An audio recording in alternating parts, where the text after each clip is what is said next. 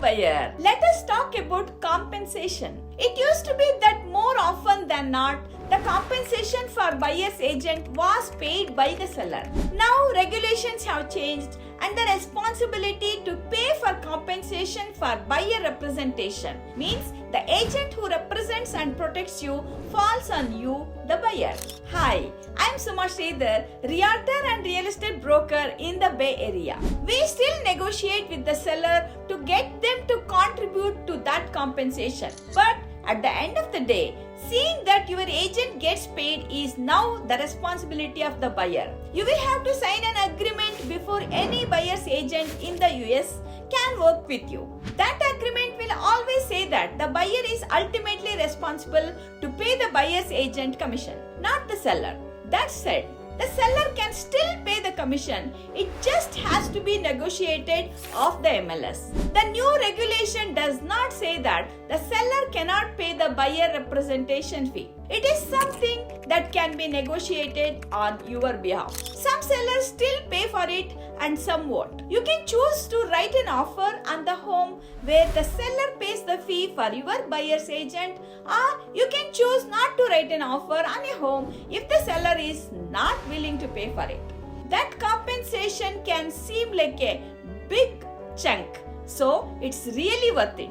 If you choose the right broker to represent you, it definitely is. Sellers' agents are just that. They are there to represent the seller.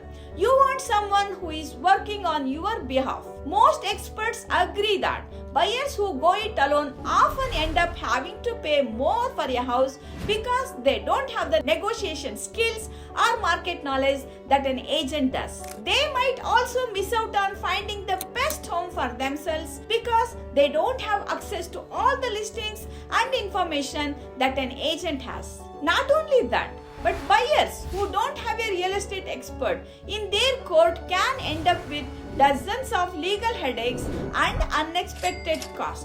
When buyers decide to represent themselves in real estate transaction without the expertise of a buyer's agent, they might think they are saving money. But when you consider the overall financial investment and potential liability involved, it's really a false savings. Having representation makes a huge difference. For example, according to the National Association of Realtors, homes sold directly by owners, known as for sale by owner or FSBO, tend to sell for an average of $95,000 less than sellers who use an agent. So, if having a professional representation can make that much difference to a seller, think about how much it could benefit you even if you are the one paying your agent's commission. And you know what? Your agent does not get paid at all until they have succeeded in getting you into the home you want. In the next module, we will dive into the details of what a great broker does for you. Once again, this is Suma Sridhar, realtor and real estate broker in the Bay Area, serving buyers, sellers and investors with integrity and excellence. Thanks for watching and see you in the next video.